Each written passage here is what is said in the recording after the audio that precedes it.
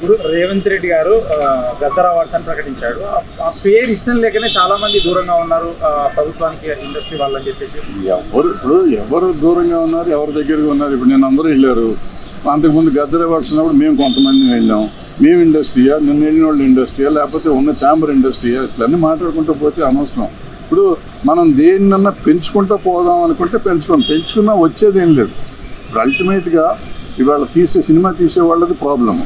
వాళ్ళు తేల్చుకోవాలి, వాళ్ళు ఏం కావాలనేది వాళ్ళకి కావాలి, మనం కాదు తేల్చాల్సింది. సో వాళ్ళు ఏం చేసుకుంటారు, ఎలా చేస్తారు అనేది మనకు అనవసరం.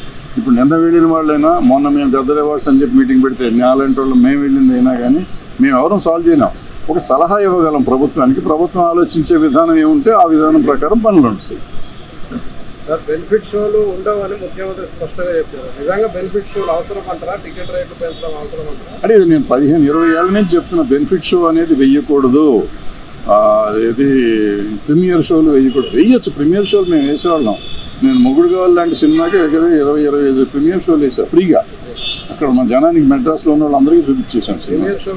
ప్రీమియర్ షో అంటే ఆల్మోస్ట్ ఫ్రీగా చేసేవాళ్ళు. ఇప్పుడు ప్రీమియర్ షోలు అంటే దాన్ని డబ్బులు చేసుకున్నారు, దాన్ని క్యాష్ చేసుకున్నారు. అది మొన్న అంతకుముందు వీడియోలో నేను పెట్టాను.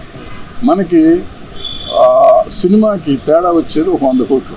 హిట్ సినిమాకి, ఫ్లాప్ సినిమాకి అయితే ఫ్లాప్ అయితే ఏ రూపాయి తేడా రాదు. టికెట్ రేట్ పెంచినా తేడా రాదు, టికెట్ రేట్ తగ్గించినా తేడా రాదు. సో ఈ పెంచిన 100 కోట్లు వచ్చిందంటే 1000 కోట్లు చేస్తాం సినిమా. 1000 కోట్లు చేసిన సినిమాకి 100 కోట్లు తగ్గితే కొంపే మనది. ఎందుకంటే ఇలా 500 కోట్లు మించి సినిమా తీయలేం మనం, ఎంత ఖర్చు పెట్టినా కానీ. అంటే 1000 కోట్లు వేస్తే 500 కోట్లు ఆల్మోస్ట్ ప్రాఫిట్ ఉంటుంది. 100 కోట్లు తగ్గినందుకు 400 కోట్లతో సాటిస్ఫై అవ్వమా, లేదు ఈ 100 కోట్లు కూడా ఆంధ్ర తెలంగాణ ప్రజల మీద వెయ్యాలా అనేది ఆలోచించుకోవాల్సింది పబ్లిక్ ఆలోచించాలి, ప్రొడ్యూసర్లు ఆలోచించాలి, ఆర్టిస్టులు ఆలోచించాలి, డైరెక్టర్లు ఆలోచించాలి. దీనికోసం మనం ముఖ్యమంత్రుల దగ్గరికి వెళ్ళి దేహి అని అడుక్కోవటం అనేది తప్పు అనేది నేను గతంలోనే చెప్పాను, ఇప్పుడు చెప్తాను. మరి ఇప్పుడు మొన్న జరిగిన చర్చల్లో కేవలం పెద్ద సినిమాల చర్చలు మాత్రమే జరిగినాయి, చిన్న సినిమాలకు సంబంధించిన చర్చ జరగలేదంటే చిన్న సినిమాల నిర్మాతలు అంటున్నమాట.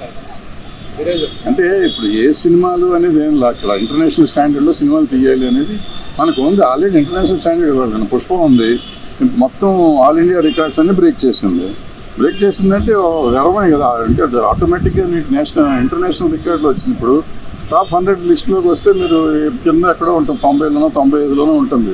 వరల్డ్ సినిమాల్లో చూస్తే 1500 కోట్ల నుంచి చిన్న అమౌంట్ కాదు కదా. 1500, 1600 వచ్చింది. సో ఆటోమేటిక్గా మనం వరల్డ్ రికార్డులోకి వెళ్ళిపోయాం. ఏంటంటే మనం ఇక్కడ ఆల్రెడీ సినిమాలు తీస్తున్నాం. ఇక్కడ తీయింది ఏం లేదు. మనకి అన్ని భాషలు, తెలుగు, తమిళ్, కన్నడం, మలయాళం, హిందీ, ఒరియా, బెంగాలీ, భోజ్పురి, మరాఠీ జరగలేదు. మిగిలిన అన్ని భాషలు ఇక్కడ జరిగింది. మరాఠీ కూడా జరిగింది.